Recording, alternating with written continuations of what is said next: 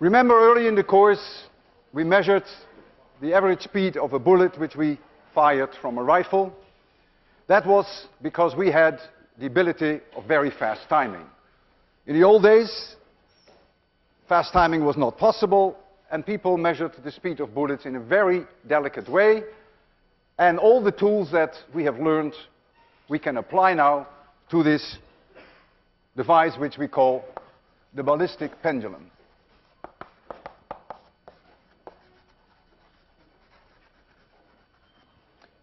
We have a pendulum with a very heavy object hanging here at the end. I call it the block. You see it here. And this pendulum has length L. Ours is about 1 meter. I will give you the exact numbers later. And we have a bullet of mass little m. And the bullet comes in with velocity v, gets completely absorbed, sticks in there. It's a completely inelastic collision. And the pendulum will then pick up a velocity v prime with the bullet inside. The bullet is somewhere here.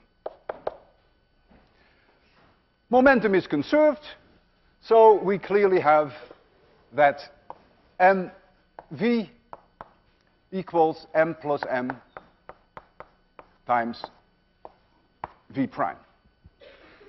So if you could measure v prime, then you could measure the speed of the bullet, which is v. How do we measure v prime? Well, we wait for the pendulum to come to a halt, let's say here, when the speed is 0. When it was here, it had a speed v prime.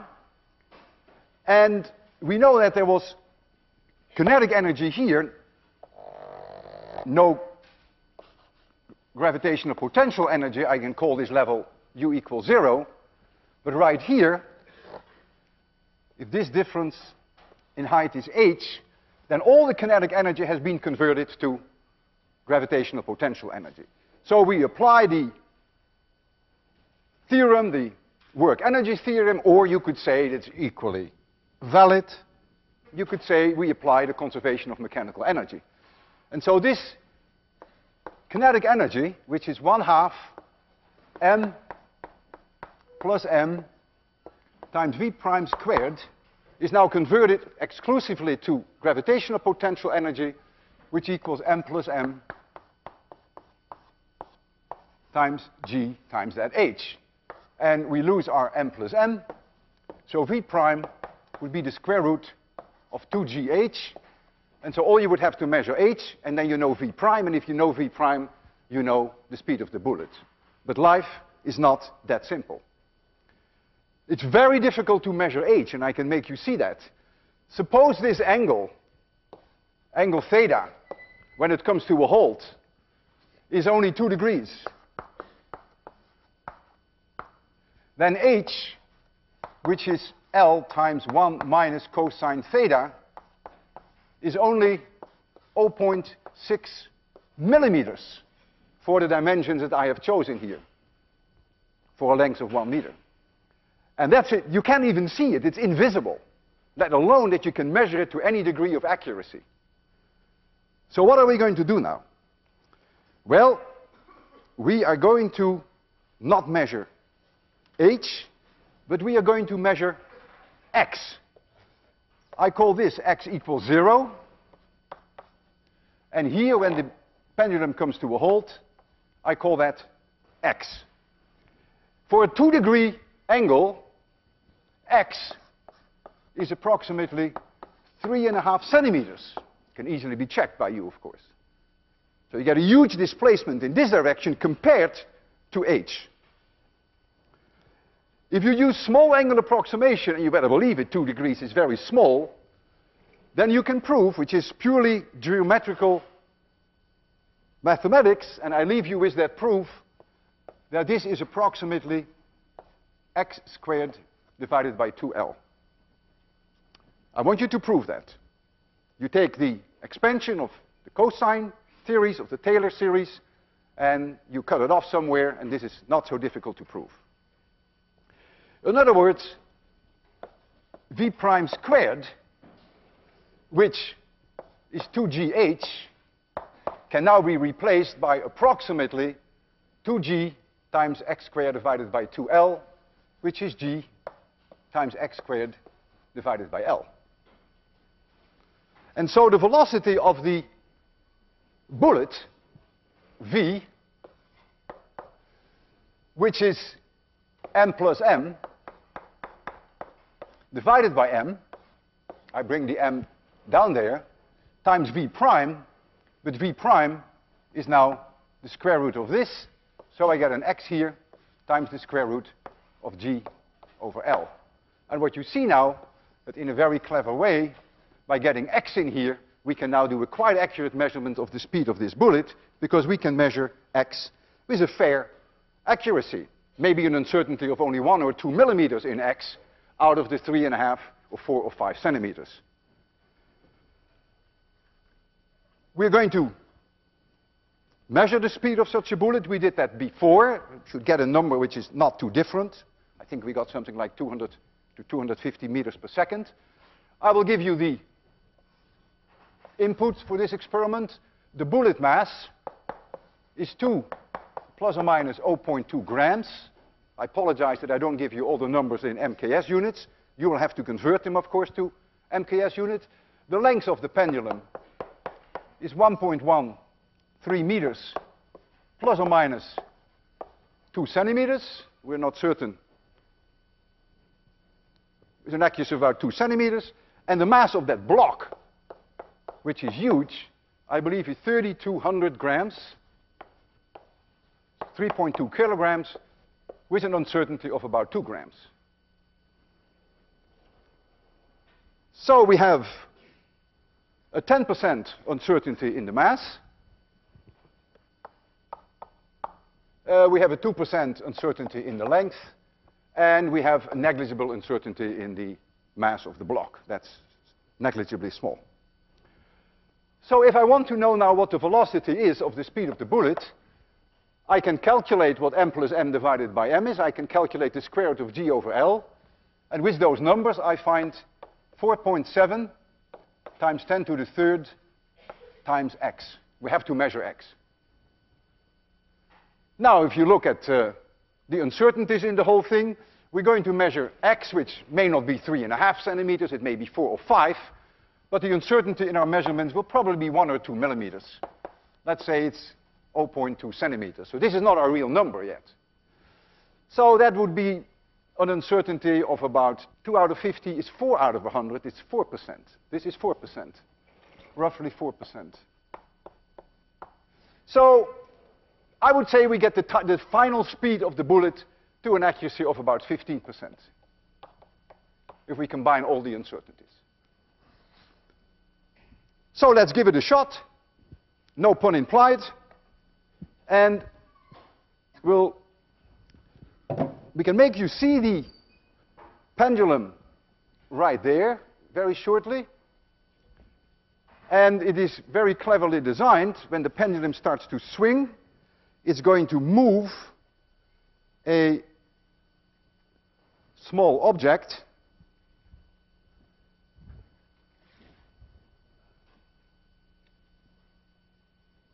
there you have it. I think I can turn this on again. I think that's fine. There is a very small wiper, which is this black wiper, and as the pendulum swings, this is 5 centimeters, this is 10 centimeters, the wiper will stay at the largest extension when the pendulum swings back. Okay, when we fire bullets, it's always a little risky. I have here the bolt. Put the bolt in. The bullet's in my pocket. There's one. That's right. There comes the bullet. And I cock the gun. Everything done right? Yes. So you can look there and then see the swing of this very massive block, and the bullet will get absorbed in that block. You ready for this? 3, 2, 1, 0. I would say 5.2 centimeters. Seems to me about right. So x observed is about 5.2 centimeters. And we know the uncertainty of the 15% already. So I have to calculate now the 4.7 times 10 to the third, 4.7 exponent third, multiply by, I go MKS of course, so that is 0.052, and that is 244 meters per second. I remember last time we had something very similar. So the speed of the bullet is about 244 meters per second. It's a little under the speed of sound, which is 340 meters per second. And we came to the same conclusion last time. All right.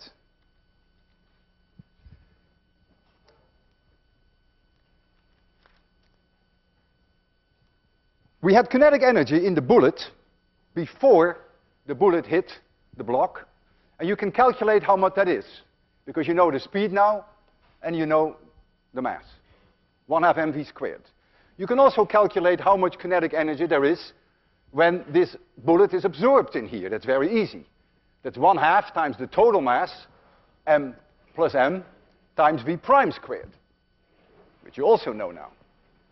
And so you will see then, perhaps to your surprise, that if you compare the two, that 99.94% of all available kinetic energy before the collision was destroyed and therefore was converted to heat. That happened, of course, the heat was produced in that block.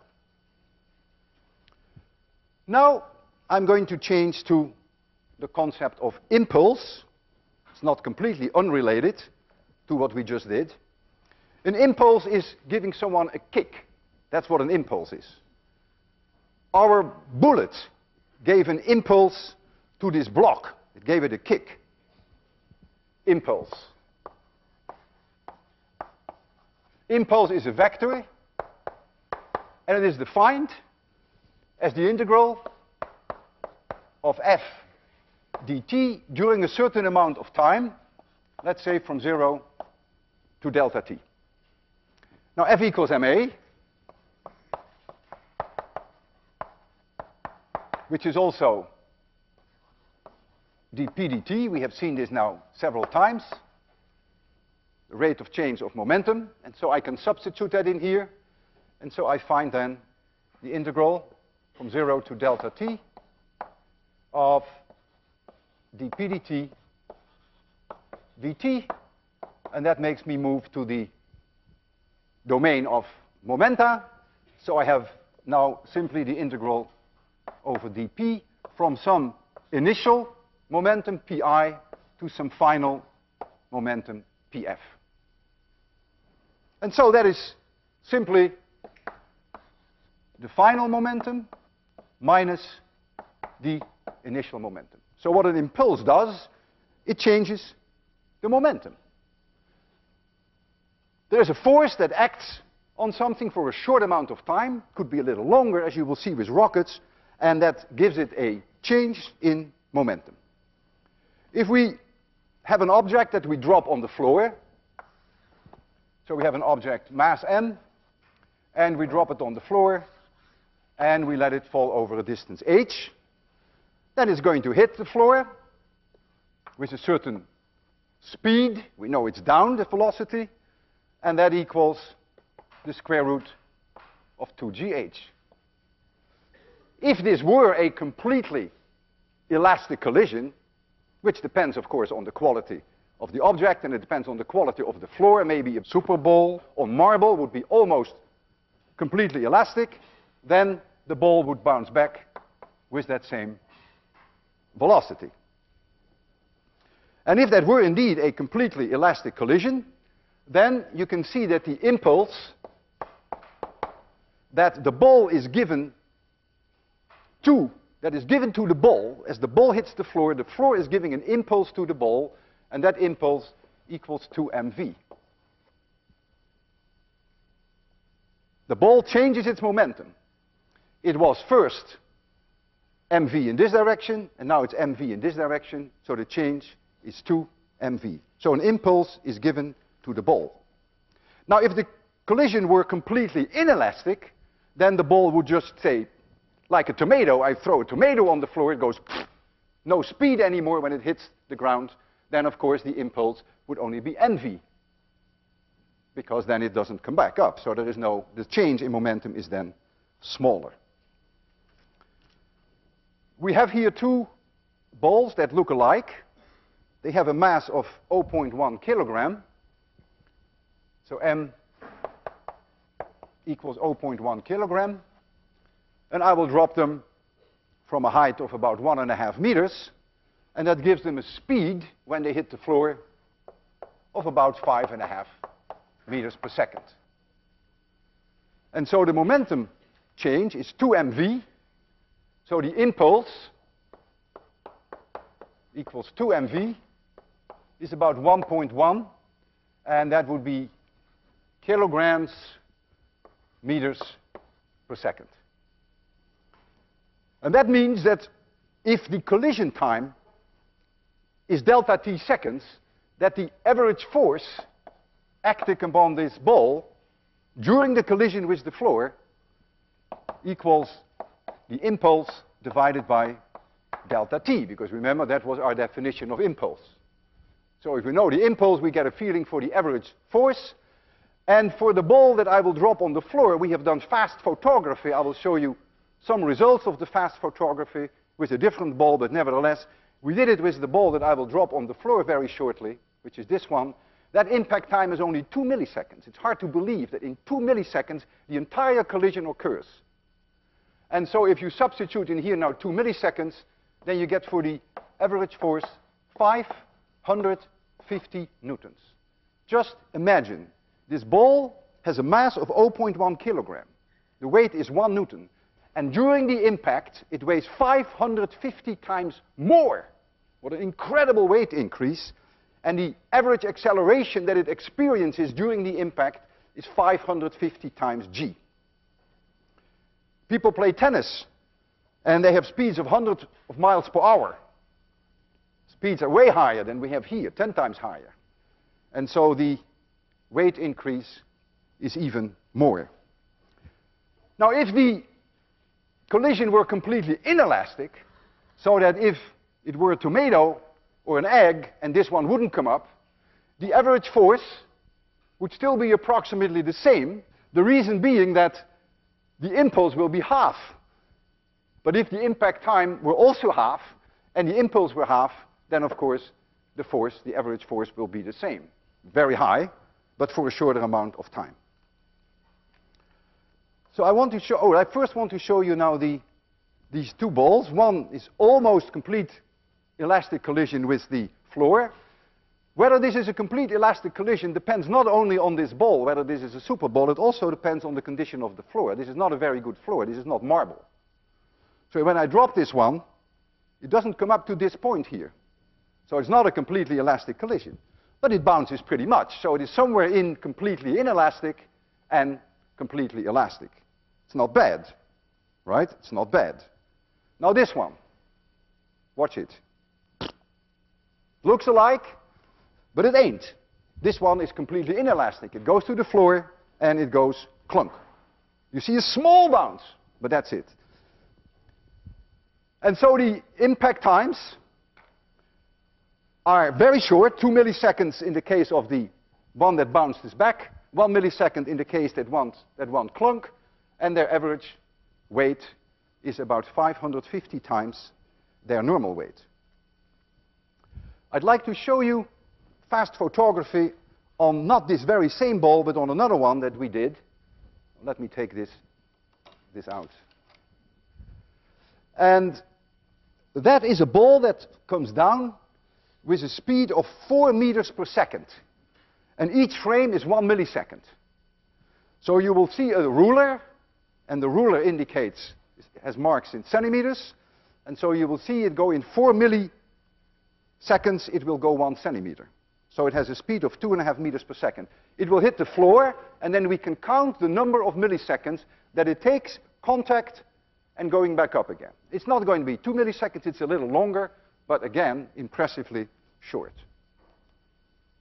All right, we're going to make it rather dark in order to get decent quality. I'm going to turn 5 of these off, and I'm going to set the TV at 2. And now I will start this. There we go.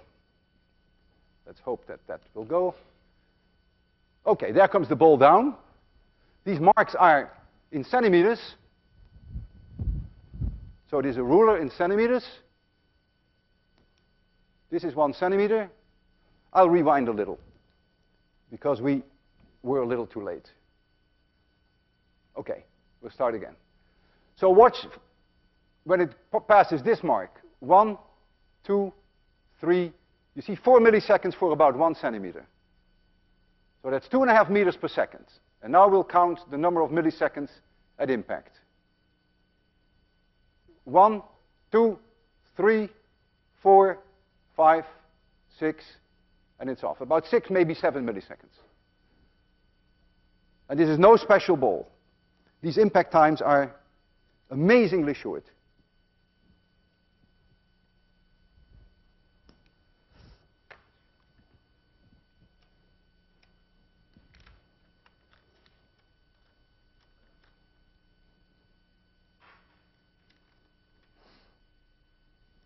Now I have something very special for you.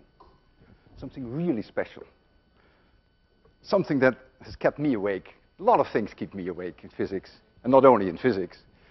But this is very special. This is very special. I have here a basketball. Not completely elastic, but not bad. A tennis ball. Not completely elastic, but not bad. Now I'm going to drop them together, vertically down, and then this ball will bounce up somehow. And so the question that I have for you is, do you think if I drop it from this height, that this tennis ball will sort of come up at most to this height, or do you think it will be lower, or do you think it will be higher? So use your intuition. In the worst case, it can be wrong. He is already pushing his finger up. So what do you think? Will the tennis ball reach about the same height? Who is in favor of that? Who is in favor of higher? Wow. Who is in favor of a lot higher? Okay. Okay, I'll try it. Now, I cannot guarantee you that this ball will go straight up after the impact, because clearly that's impossible. That has 0 chance, so it'll probably go off at some direction. But you will see the effect that I had in mind. So there we go. And you see that indeed, that tennis ball goes way higher. I'll try it once more to see what I can get it go up a little bit more vertically, but that is very difficult. It goes way higher. And this is something that you should be able to calculate. And you can, and you will. Believe me, it's part of assignment number 6. You haven't seen it yet. There we go. Oh boy, that was better. Well, do any one of you know approximately how much higher it goes? If this ball has a way higher mass than this one, of course the mass ratio comes into it. Any idea? Twice as high? You'll be surprised when you do assignment 6. It's much higher. Okay, in fact you could even see it here already, that it was quite a bit higher than twice. A great experiment, and it's something you can do yourself, your dormitory. Now I want to discuss the remaining time about rockets. A rocket experiences an impulse from the engine, and that changes the momentum of the rocket. But before we go into the details of the rocket, think about again this idea of throwing objects on the floor. And let's turn to tomatoes. I want tomatoes because I want a complete inelastic collision. So tomatoes hit the floor, and it's not that I'm not only going to throw one tomato on the floor, but I'm very angry today, and I'm going to throw a lot of these tomatoes on the floor. N, as in Nancy, tomatoes on the floor. If one tomato hits the floor, the change of momentum is mv, if m is the mass of the tomato. but I'm going to throw n on the floor, so the change of momentum is n, as in Nancy, times the mass of the tomato times v. And this is the number of kilograms per second of tomatoes that I throw on the floor. So this is a change of momentum. And so this equals delta p divided by delta t. And that's an average force. So the floor will experience a force in down direction. Of course, that was also the case here. When the ball experienced a force up, which we calculated here, the floor experienced, of course, the same force in down direction. Action equals minus reaction, Newton's third law. So the floor experiences a force in down direction.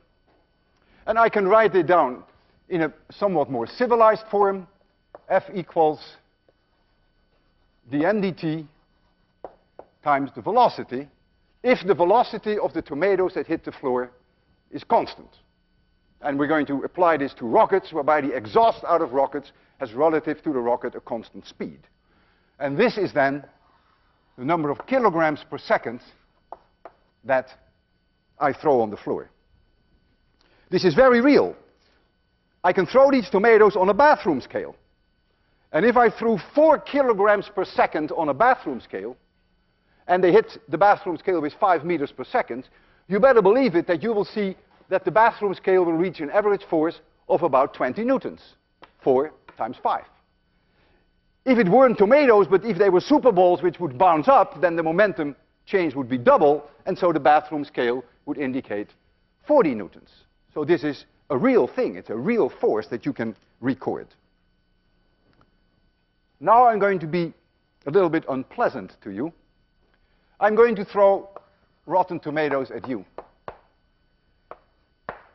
Here you are, and I have here a tomato, and this tomato has 0 speed to start with. Let me make you a little bigger, otherwise I won't even hit you. So this is you. And so I give this tomato a certain velocity, v of x. The tomato hits you. Maybe it stays there, it's possible. Maybe it will drip down. But in any case, the velocity in the x direction is gone. So it hits you with a velocity vx, and then v of x equals 0. And it may make a mess. You will experience a force if I keep throwing these tomatoes at you all the time, and this is the force that you will experience. And that force is, of course, in this direction.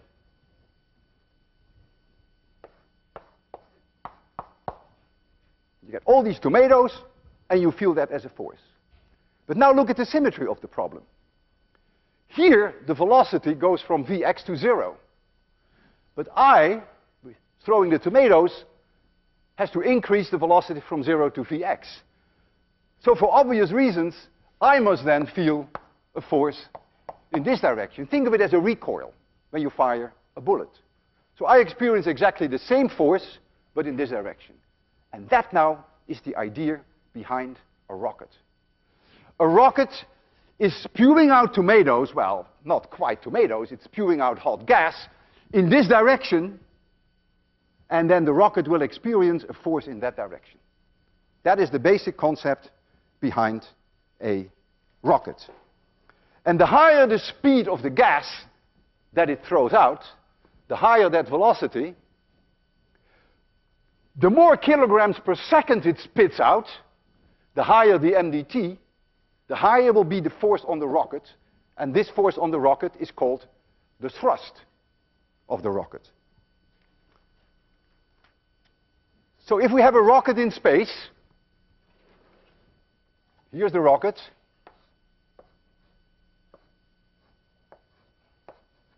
and the rocket is spewing out gas with a velocity u, which is fixed relative to the rocket. It's a burning of chemical energy. Chemicals are burned, it comes out with a certain speed, and the rocket will then experience a force, which we call the thrust, and that is given by this equation. If you know how many kilograms per second are spewed out, and you know what the velocity is, which I've called u here, this will tell you what the thrust is of that rocket. If we take the case of the Saturn rockets that were used for the landing on the moon. Saturn. For the Saturn rockets, the speed u was about 2.5 kilometers per second. So the gas came out with 2.5 kilometers per second relative to the rocket. And the rate at which this gas was coming out is phenomenal. 15 tons of material per second. The NDT is about 15,000 kilograms per second. It's almost unimaginable. And that would give you then a thrust of about 35 million newtons. Which, of course, was higher than the weight of the rocket. Otherwise, the rocket would never go up. An incredible thrust. I have also a nice problem for you in assignment 6 with the Saturn rockets. You will see these numbers again. These are rounded off. So rockets obtain an impulse from their engines. A force acts upon the rocket for a certain amount of time. We call that the burn time. But as they burn the fuel, the mass of the rocket goes down because the fuel leaves. And therefore the acceleration during the burn goes up because the mass goes down. And this makes it somewhat complicated to derive the velocity change that you get during the burn, during this impulse. It's done in your book, Ohanian.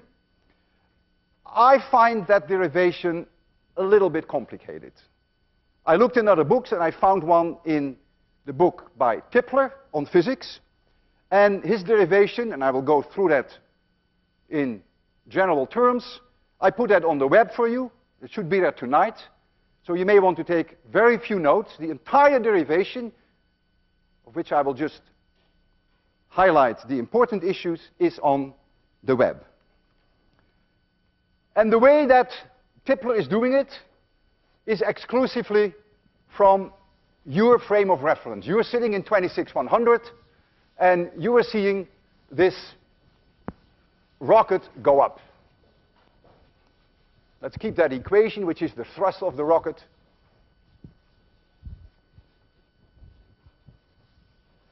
Except that in the case of a rocket, we would call this u, which is the speed of the exhaust relative to the rocket, and this is what we call the thrust. So let's now take a rocket which at time t, as seen from your frame of reference, where you are sitting, I use v's, it's your frame of reference, is going up with a velocity v. The mass of the rocket is m. And now we're going to look at time t plus delta t. The rocket has increased its speed, v plus delta v. The mass is m. Let me do that not in color. The mass is now m minus delta m. And here is a little bit of exhaust that was spewed out with velocity u relative to the rocket.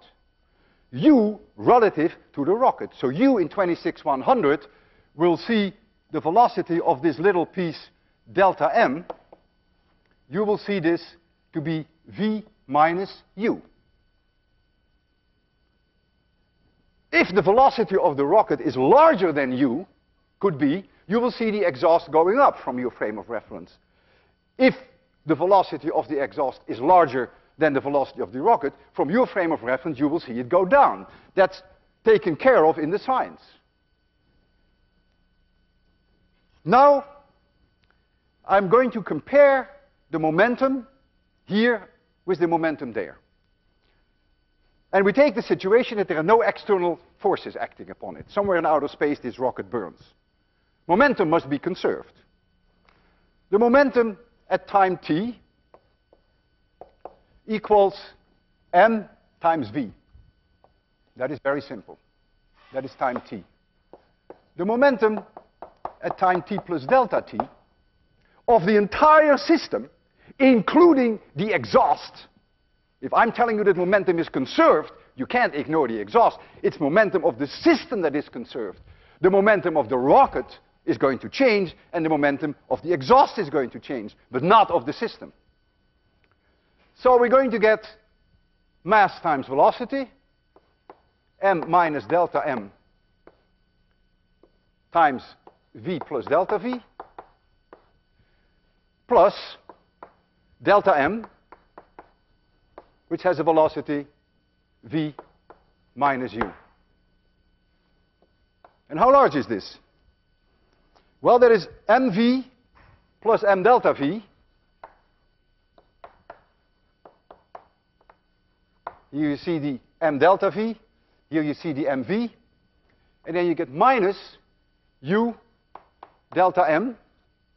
And the delta mv here cancels minus delta mv here. And this term, delta m delta v, is the product of two incredibly small numbers. I ignore that. So this is the momentum at t plus delta t, and this is the momentum at time t. And so the change in momentum, delta p, which must be 0, because momentum is conserved, is m delta v minus u delta m. M delta v minus u delta m. I can take the derivative of this equation, so I get on the left side dp dt. dp dt is going to be 0.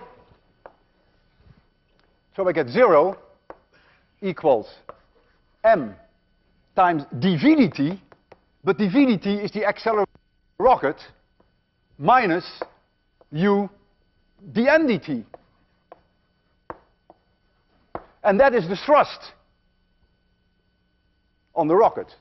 So what you see here is something that is very easy to digest, that ma, which is this is the acceleration of the rocket, this is the mass of the rocket at time t, equals the thrust of the rocket, and that equals u dm dt.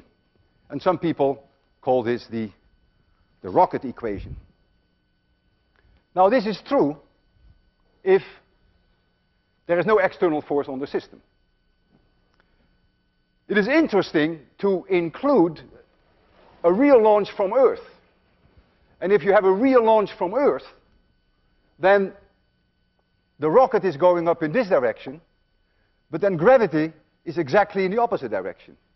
In other words, only when you launch vertically from Earth would you have a thrust like this, and you would have mg like this. In that case, this equation has to be adjusted, and then you get ma equals m thrust minus mg. Only if you have a launch from Earth vertically up. Now you have to do a little bit of massaging, and I will leave you with that massaging. A couple of integrals are necessary to convert this into the final velocity of the rocket after the burn compared to the initial velocity. And that part I will leave you with, but you will see that worked out in all detail on the notes that I left on the web.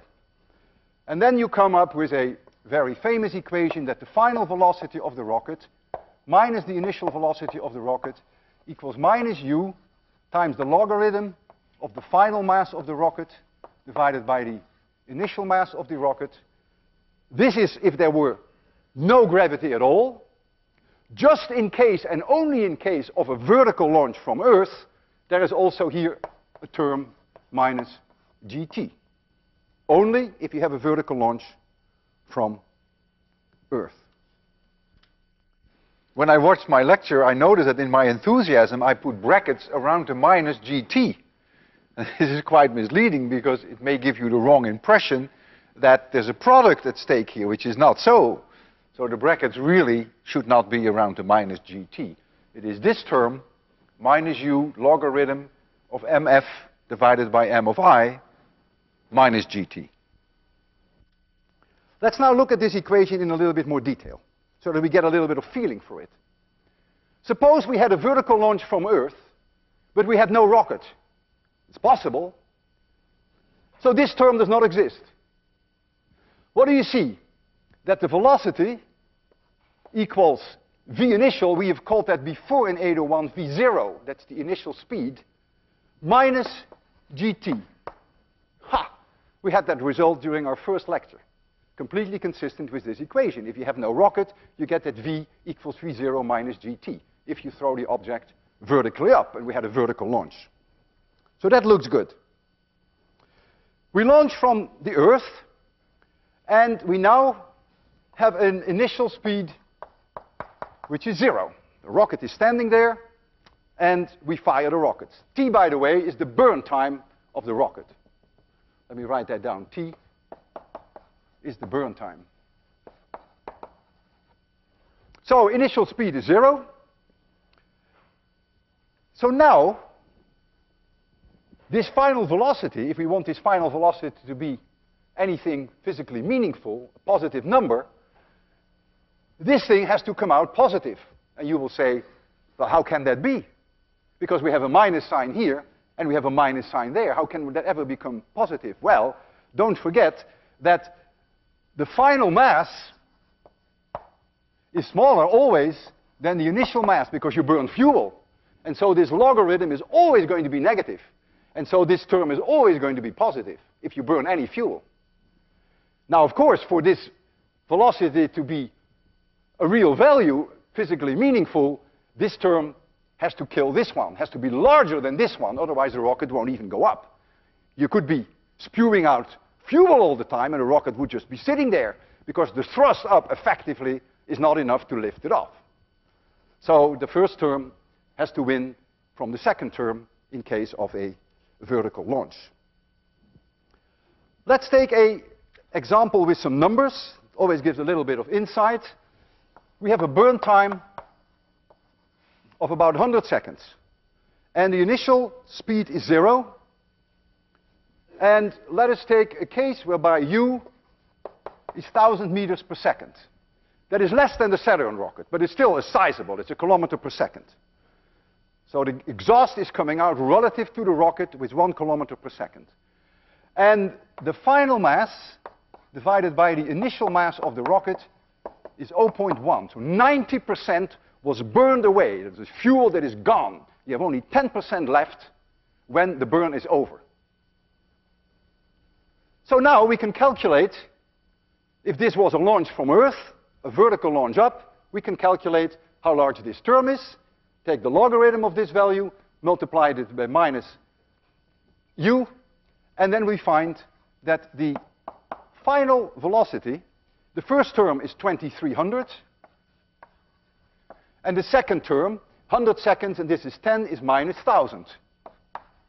So you pay a price for the gravitational field, and so you have about 1.3 kilometers per second is the final speed of that rocket. These are meters per second, and that is in kilometers per second.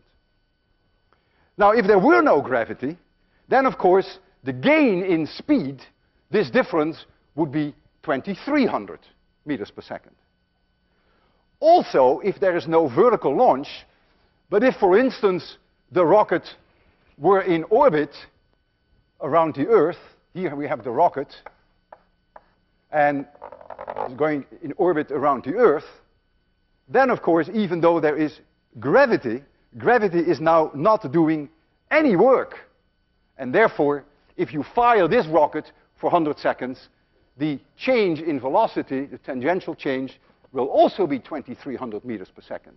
You cannot say now there is gravity, and therefore we have to take the gt term into account. It would be the same for this equation. If you had an object going in this direction, this minus gt term wouldn't be there either. It's only, of course, when you deal with a vertical motion. It is very important to realize, and very non-intuitive, that when you burn a certain amount of fuel, for a given amount of time, you obtain a fixed change in the velocity. This is fixed for a given amount of fuel. The change in kinetic energy is not fixed. And I'll give you some numbers so that you can immediately check that for yourself. And it is very non-intuitive. It is in fact a mistake that is made by many physicists who think that if you burn the same amount of fuel of the same rocket for the same amount of time, that the increase in kinetic energy is a given. That is not true. It's the change in velocity that is a given. Let's suppose that V final minus V initial is 100 meters per second. That's just a given. I have a rocket, I have a certain amount of fuel, I burn it, and that is my change in velocity. I start off with V initial is 0. So my kinetic energy increase is 1/2 m times 100 squared, which is 10 to the 4th. That's what I got out of this burn. Now I use the very same rocket, the same amount of fuel, the same burn time, so I get again that the final velocity minus the initial velocity is still 100. That's exactly the same. But before the burn, this rocket had an initial velocity of 1,000 meters per second. What is now the gain of kinetic energy? The final velocity is now 1,100. That's non-negotiable, because the rocket changes the momentum, changes the velocity by a fixed amount. So now the gain of kinetic energy, the increase of kinetic energy, equals 1/2 m times 1,100 squared minus 1,000 squared. This is the new velocity, and this was the old one. And this number is 1/2 m times 200,000. This could be in joules, and this is also in joules. This number is 20 times higher. So you see that the change in velocity was exactly the same. The rocket burned the same amount of time, the same amount of fuel, but the kinetic energy increase is way more if the rocket has a higher speed to start with. We here in 26100 made our own rocket. It's a very down-to-earth model, no pun implied. But it is quite powerful, and I would like to show it to you because we are quite proud of it. As a rocket, we use a fire extinguisher, carbon dioxide. And this fantastic invention I have here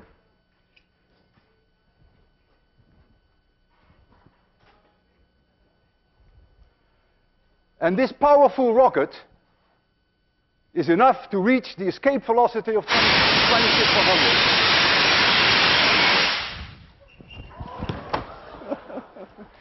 I almost reached the escape velocity, but I crashed.